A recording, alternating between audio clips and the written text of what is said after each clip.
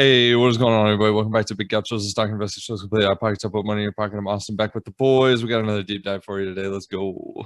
Hey, what's up, Big Gauchos? It's your boy, Big Gaucho Tyler. We back with another Lordstown video. What do you expect? We love Lordstown.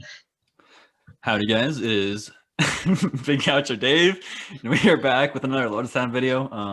Before we get started though, make sure to like, comment, and subscribe if you're new to the channel. We appreciate all love and support, even if it's hateful support. You know, we love it all the same.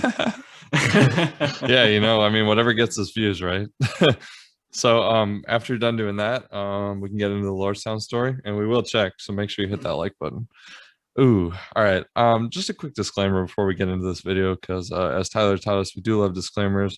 Two or more members here may have long positions on Lordstown Motors and are very bullish on the trajectory of the company, just in case you're wondering if there's any bias here.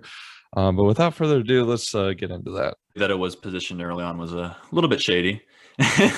But also, this is a hit piece from Hindenburg Research, sorry, not the project.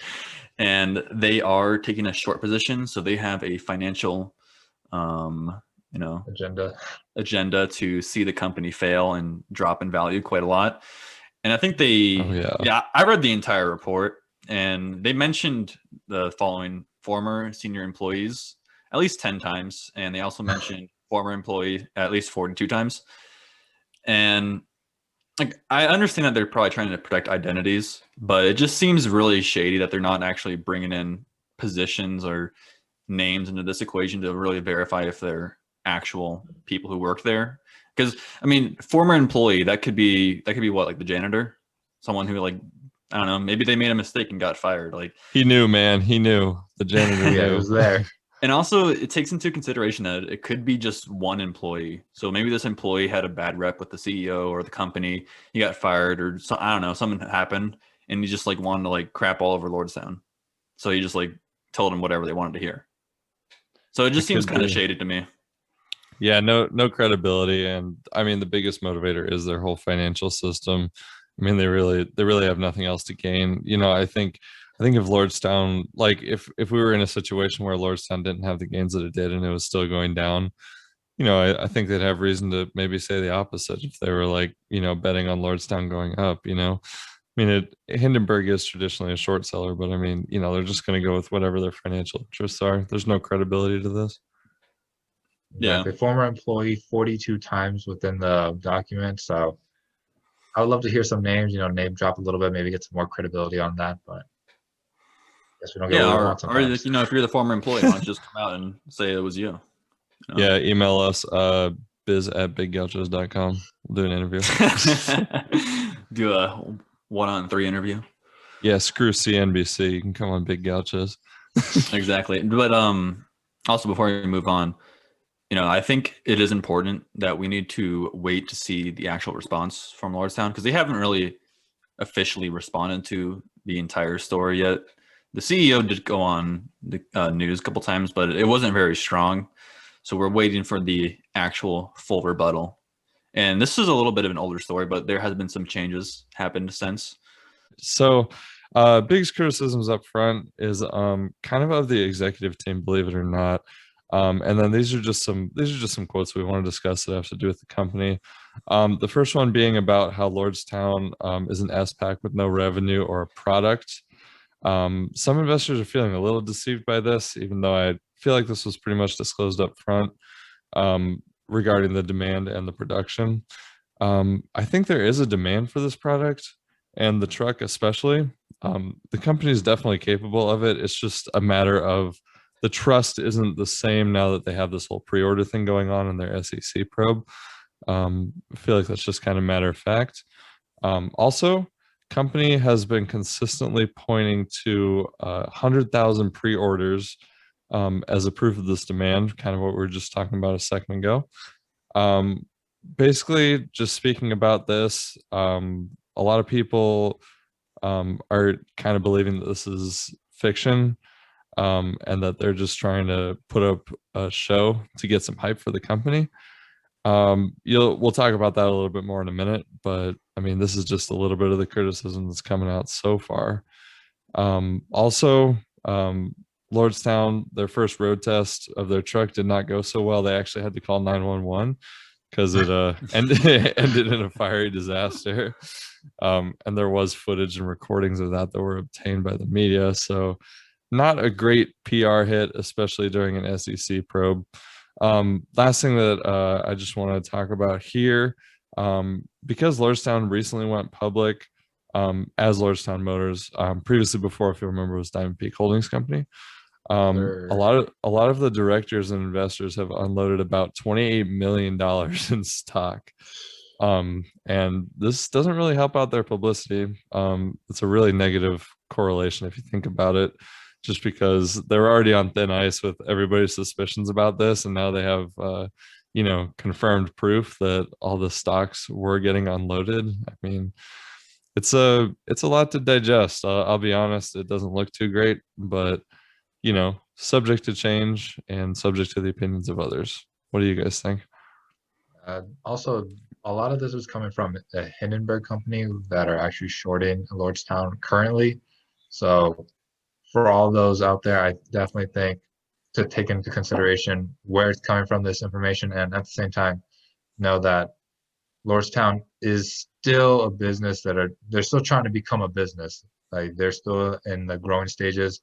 Based off the fire, I think it was bound to happen. It's their first test drive. It's not even a beta model. Like, there is going to be hiccups. So definitely also take that into consideration. And with the still fire, better than rolling down a hill. Oh, yeah, with the fire, that was an alpha version, and the battery, that's what really caused the fire. It was assembled by hand. So it's probably pretty likely that the fire may have been, or the battery may have been, had some human error components there, because we all make mistakes as humans. We're not machines. We don't do everything perfectly. But the first point that they brought up, I think that's like such a weak point, because that's so obvious. Everyone knows that they're an S-Pack, unless you're literally just going in the market and just YOLOing in the first stock you find, I guess. Maybe you didn't know then. And the no revenue part, yeah, I mean, they're still growing right now. But the pre-order thing, it doesn't seem as detrimental itself, but I think it just displays public distrust, honestly, because the way that they advertised it, as Steve Earns advertised it, the CEO, was kind of misleading at some points. So I think that is a pretty fair argument. Yeah, but I mean, not only that it was just misleading, I think it's just another hit piece. They're trying to get a repeat on what they did to Nikola, to try to replicate it on Lordstown Motors. But I mean, with them actually having the proof of concept, the solid product, the state-of-the-art facilities, I mean, I think they'll be able to weather the storm, honestly. Honestly, from day one, I think we've been talking about these pre-orders, and I think every time we mentioned it, we've always said it was a non-binding agreement that they could get refunded. This is something that has been known throughout the lifetime of Lordstown, even when they were back in Diamond Peak Holdings. So I definitely think they're just making it a lot bigger deal than it really is. Regardless of how many actual pre-orders they have, they're going to have a product, and there is demand for it. Yeah, I mean, that wasn't a surprise to me. I knew that they were non-binding, and I think we did talk about it a couple of times, at least in the past couple of months, that they were non-binding from both ends. That means that the person signing the order or the pre-order is not required to buy the vehicle, and also Lordstown is not required to sell the vehicle. So that's very true. We'll talk about that in a little bit. Yep, definitely. We're gonna get deeper into these details too. Yeah. So I love talking about Steve Burns. He's the big CEO, and he was the former CEO of Workhorse, but fortunately they had to, go in a different direction, because former employees were also saying that he was not focused on creating trucks, more interested into his horsefly drone program. And this is all from former employees or board members, and turns out that they weren't in the same state of mind, so they went separate ways. And then eventually,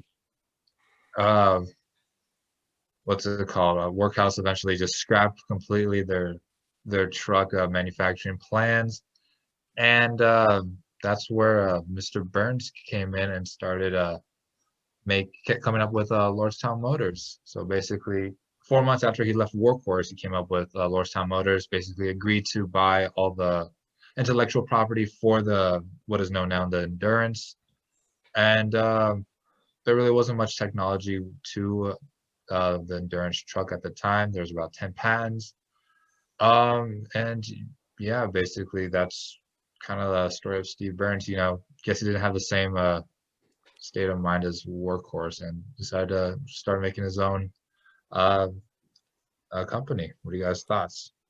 I think Decent. so what Workhorse really quoted is that they wanted to focus more on the truck that they were starting to, you know, develop, and which was obviously the Endurance. That's why they wanted to let go of Steve Burns, because he was focusing on, you know, doing research and development for the Horsefly program, which would have helped with, you know, delivering packages. Which I guess is like kind of cool, but you know, if they had different ideas, according to Hindenburg. But what was interesting was after he left, or after Steve Burns left Workhorse, Workhorse essentially stopped production and stopped, you know, focusing on their Endurance, or not the Endurance, their truck. So like the reasons that Hindenburg gave for letting Steve Burns go don't really match up with their actions, because it doesn't make sense if they were to let him go because they want to focus on truck production, and then shortly after that they just halt the truck and they just switch over to vans. It was pretty strange. Yeah, that's like one inconsistency that I really thought was kind of highlighting that, you know, I think it just brings it back that their stories that they're producing on Lordstown, they do seem really bad, honestly, but it just seems kind of inconsistent, and the phrasing they use just seems really technical, you know. Yep, I think it's all a well orchestrated takedown piece, essentially. I mean, it's just a classic like smear job, like any political campaign. Yeah, no, exactly. Yeah, definitely. But you know, the last thing we want to bring up is that there is a former union leader at the UAW, which is United Auto Workers, who also used to work at the Lordstown plant, which used to be owned by GM.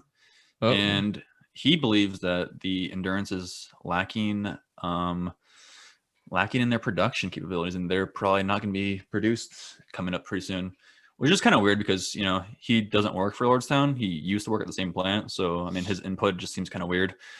But the main thing he's pointing to is they've released a video a couple of weeks ago, or about a month ago, and it showed, like, it was a promotion video. It showed 4 robots assembling a Endurance truck, but only one of them was producing sparks. So he said that they are definitely a couple years behind schedule. It's just because of that, which I think is kind of weird because, I mean, it was clearly a promotional video. So yeah, the robots could have just not been on. That doesn't make any sense. Exactly. And then last week, actually, Lordstown released a new video that showed, you know, all the robots producing sparks. So, you know, this point is kind of irrelevant now, but I thought it was kind of funny, so I wanted to include it. It just shows the level of attacks that we're working with, and they're just picking apart every little detail that doesn't even really have any bearing on the company. It's just how people make the company look with their, you know, theatrical productions. It's just dumb. Yeah, they're just trying to target Lordstown like they did Nikola, to be honest, trying to find every little thing. But I think Lordstown will pull through in the end. They'll have a real truck. They have a functional, manufacturing plant. And regardless if they have 100,000 pre-orders or not, even if they have 20,000 actual orders, they're still going to make a lot more revenue than they're actually worth. So at the end of the day, I think in the long run, they will definitely make something of themselves. Yeah. Before we close off, I think we need to talk about the SEC investigation too, just a little bit. We don't have to go super in depth in that, but from my perspective, I think the main reason, I think the SEC is kind of jumping the gun here, investigating Lordstown, because you know, Hindenburg did uncover Nikola as fraudulent. So I think the SEC really saw the similarities between Lordstown and Nikola, and that they're both SPACs, EV automakers upcoming, and they are you know, jumping the gun a little bit. But I don't think they're going to find anything super damaging, and I hope not. Personally, Me too. Yeah, you guys are pretty heavy. All in, baby. Yep. Sometimes you gotta. But well, you gotta make some big risks to make those investments. Right now, Lordstown's taking those big risks. We'll see if they pay off. They're certainly weathering through a lot, and I have faith that they'll come out on the other side of this. And I'm pretty optimistic, I gotta say. Yeah, just stay tuned for the 250. That is going to be the game changer, hopefully. Mm-hmm. That is a day to look out for, whether you're short or long, because how the endurance performs or does not perform will be very telling of their, capabilities. Mm-hmm. I totally agree. It's all a test in the public eye, and you'll have to come back and watch the next episode, see what we come up with on Lordstown. Thanks everyone for watching, and hope you make some money today on Monday, and peace.